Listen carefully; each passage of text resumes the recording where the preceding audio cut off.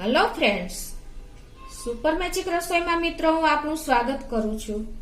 આજે હું અળવીના પાંદના ભજીયાની રેસીપી તમારી સાથે શેર કરું છું। તો તમને ચોક્કસ આ વિડીયો ગમશે। ગમે તો લાઈક કરજો, શેર કરજો અને સબસ્ક્રાઇબ કરવાનું તો ભૂલતા જ નહીં। તો હવે અળવીના પાંદના ભજીયાના ઇન્ગ્રેડિયન્ટમાં મેં આ 9 પાન લીધા છે। અળવીના પાન જે આપણે આવે છે ને માર્કેટમાં એ લીધા છે। વજનમાં જે 60 ગ્રામ છે અને 1 કપ આપણે ચણાનો લોટ લેશું, જો એ પ્રમાણે પછી એડ કરશું। 1/4 કપ ચોખાનો લોટ છે, અડધો કપ ધાણા ભાજી છે, 1/4 ટીસ્પૂન અજમો છે, અડધી ચમચી ધાણા છે, 5 થી 6 નંગ મરીના દાણા છે, 2 મીડિયમ સાઈઝના કાંદા છે, 1 લીંબુનો રસ છે, નાનું એવું એક તીખું મરચું છે, 2 ટુકડા આદુ છે અને રૂટીન મસાલામાં મીઠું, હળદર, લાલ મરચું, ધાણા જીરું આટલા ઇન્ગ્રેડિયન્ટ આપણે લેશું। તળવા માટે આપણે તેલ લેશું। તો હવે આપણે બનાવવાનું ચાલુ કરીએ। મિત્રો પહેલા તો આપણે જે અળવીના પાન માર્કેટમાં લઈએ છીએ ને એ આપણે આવી પર્પલ દાંડીના લેવાના છે, એટલે જે આપણને ગળામાં ખારાશ નહીં લાગે। એ તમે લેવા જાઓ ને ત્યારે ખાસ આ નોટ કરજો। અને આ પાંદમાં ખૂબ માટી હોય છે, એટલે પહેલા તો આપણે એને એકદમ 2 થી 3 પાણીએ ક્લીન કરી નાખવાના છે, પાણીમાં ધોઈ નાખવાના છે। આવી રીતે તમે એકદમ સરસ ચોખ્ખા થઈ જાય ને ત્યાં સુધી આપણે 2-3 પાણીએ ધોઈ નાખશું। આ રીતે ધોયા પછી તમારે નિતારી નાખવાના છે અને પછી તમારે આ રીતે મોટું કપડું લેવાનું છે કોટનનું, અને એમાં તમારે આ રીતે જો પેલા મૂકી દેવાના છે અને એકદમ ક્લીન કપડું લઈને પછી તમારે આ રીતે માથે આવી રીતે હળવા હાથે લૂછી લેવાના છે, એટલે એકદમ તમારા સરસ પાંદ ક્લીન થઈ જશે। અને હવે પછી ધોયા પછી એકદમ ક્લીન કર્યા પછી લૂછીને પછી તમારે જે આપણે આ નસું હોય છે ને અળવીના પાનની એ આ રીતે તમારે કાઢી લેવાની છે, કેમ કે આપણને ભજીયા બનાવી તો બહુ આડી આવે છે। આ રીતે તમે નસું દૂર કરી શકો છો। અને પછી તમારે આ રીતે જો આ જાડી નસ હોય ને તો આ પણ તમારે કાઢી નાખવાની છે 2 સાઈડથી।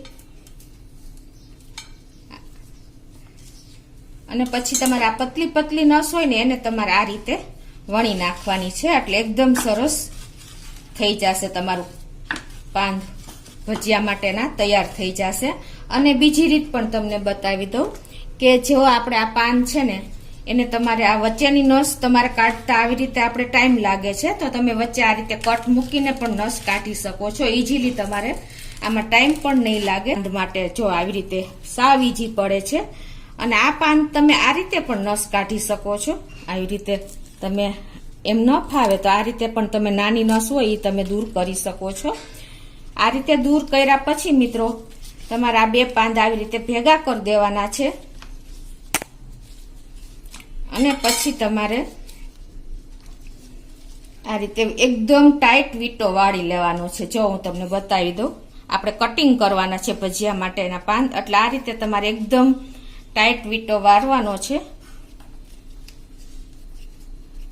એક પાન તમે આ રીતે નસ કાઢીને જો આ વીંટો વાળીને તમે કટિંગ કરશો ને તો એકદમ સરસ તમારા ભજીયા માટેના પાન તૈયાર થશે। આ રીતે વીંટો વાળ્યા પછી તમારે વચ્ચે કટ મૂકી દેવાનો। તમને પરફેક્ટ મેજરમેન્ટ સાથે જ બતાવું। પછી તમારે આ રીતે એકદમ સરસ પતલી પતલી કટિંગ કરી લેવાના છે। જો મિત્રો તમે આ રીતે મારી રીત ફોલો કરશો ને તો મિત્રો એકદમ તમારા ભજીયા ક્રિસ્પી બાર જેવા જ થશે।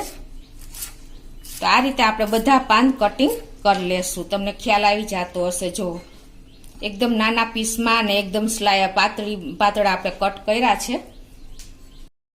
તો હવે આ રીતે હું બધા પાંદને કટિંગ કરી લઉં છું। તો આ રીતે જો આપણે પાંદનું કટિંગ કરી લીધું છે અને હવે આપણે આ 1-2 ટુકડા આદુના લીધા છે ને એ આપણે એની પેસ્ટ બનાવી લેશું। અને આ 1 મરચું લીધું છે એની આપણે એકદમ ફાઇન પેસ્ટ કરી લેશું। અને હવે આપણે આ જે મીડિયમ સાઈઝના 2 કાંદા લીધા છે એને પણ જો આ રીતે આપણે એકદમ પતલી સ્લાઇસમાં કટિંગ કરવાના છે, એટલે એકદમ તમને ભજીયામાં એનું ક્રિસ્પીનેસ સરસ લાગે છે। આ રીતે એકદમ પતલી સ્લાઇસ આપણે કરશું। આને પતલી સ્લાઇસમાં કટિંગ કર્યા પછી આ રીતે આપણે એને છૂટી કરી નાખશું, એટલે એકદમ જો એક કળી થઈ જશે। અને હવે આને આપણે આ પાન જે છે એમાં નાખી દેશું.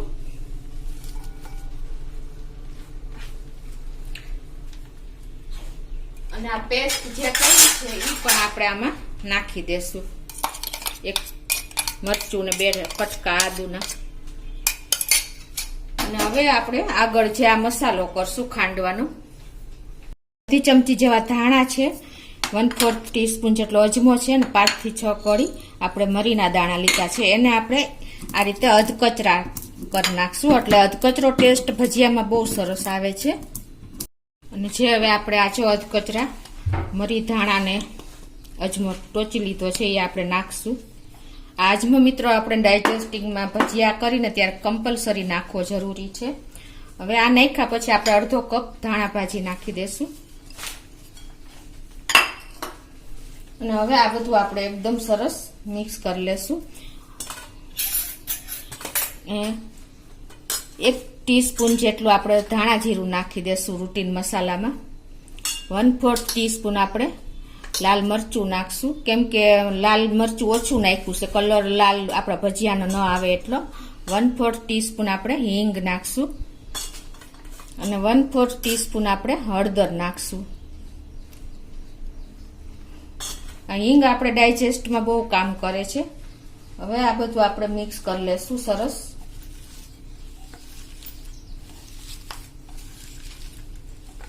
આવી રીતે તમે જો ચોરીને મિક્સ કરશો ને એટલે એકદમ સરસ કાંદા અને પાન બેયનું મોઇસ્ચર ભેગું થશે અને એકદમ આપણું સરસ આ બધું મિક્સર તૈયાર થઈ જશે.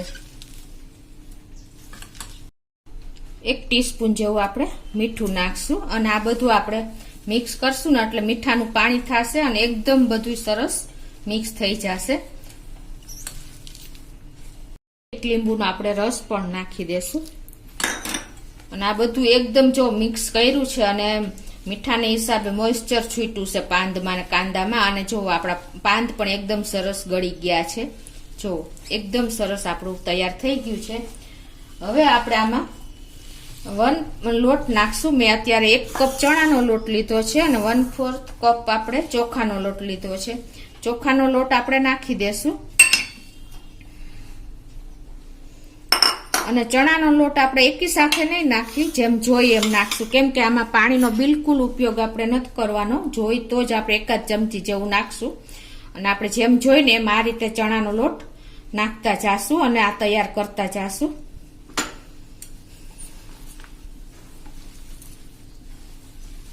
આવી રીતે આપણે એકદમ ચોળીને સરસ મિક્સ કરવાનું છે.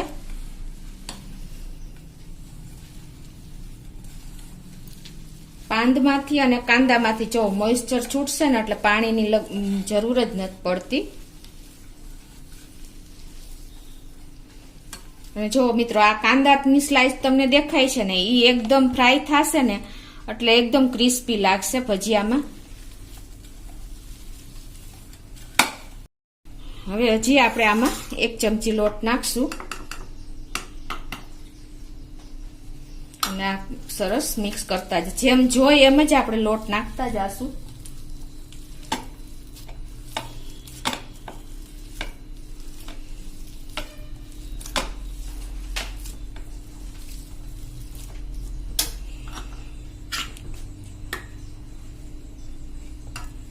ટોટલી આપણે 5 ચમચી જેવો લોટ નાખ્યો છે.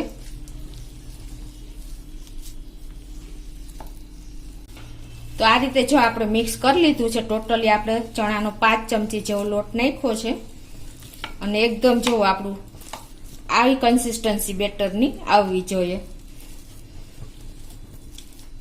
અને આપણે 1 ચમચી જેવું હવે સેજ પાણી નાખી દેશું. પાણીની જરૂર જ નથી પડતી આમાં. નથી આપણે ઈનો વાપરો કે નથી સોડાની કોઈ જરૂર નથી પડતી. અને હવે આપણે આ બાજુ મેં તેલ પણ ગરમ કરવા મૂકી દીધું છે. તો 1 ચમચી જેવું આપણે આ બેટરમાં તેલ નાખી દેશું અને આ બધું હવે આપણે મિક્સ કરી લેશું. હવે જો આપણે આ બેટર તૈયાર થઈ ગયું છે અને આપણે એકદમ નાની સાઈઝના જ આપણે ભજીયા તેલમાં મૂકશું અને કાંદાની હિસાબે આપણે પ્રોપર શેપ નહીં આવે, અનઇવનલી જ શેપ આવશે. અને આ બાજુ જો આપણે મીડિયમ ફ્લેમ રાખી છે, આ રીતે આપણે ભજીયા મૂકતા જાશું. નાની નાની સાઈઝના મૂકશું એટલે એકદમ સરસ અંદર ચડી જશે. ભજીયા મૂકશું ને એટલી વાર જ આપણે ગેસની ફ્લેમ મીડિયમ રાખશું, પછી એકદમ આપણે સ્લો કરી નાખશું એટલે અંદરથી એકદમ પ્રોપર ભજીયા આપણા ચડી જાય.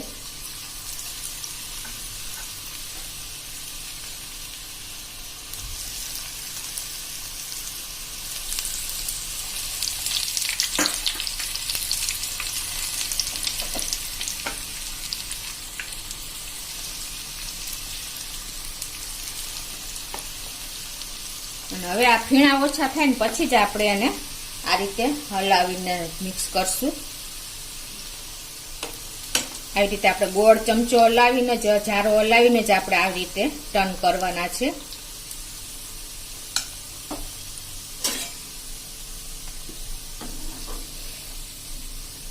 અને હવે ગેસની ફ્લેમ એકદમ મેં સ્લો કરી નાખી છે.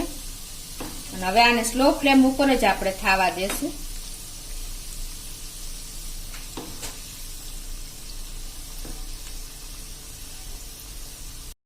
તો જો આ રીતે આપણે એકદમ સ્લો ફ્લેમ ઉપર જ એને કૂક કરવાના છે તેલમાં. આપણે ચોખાના લોટને હિસાબે એકદમ ક્રિસ્પી આ ભજીયા તૈયાર થાય છે. જો સ્લો ફ્લેમ ઉપર આપણે ભજીયાને કૂક કર્યા છે, તેલમાં તળ્યા છે, એટલે એકદમ આપણે જો રેડ ભજીયા નહીં થાય અને ક્રિસ્પી સરસ થશે, અંદરથી ચડી જશે. જો આ રીતે હવે આપણે પ્લેટમાં લઈ લેશું.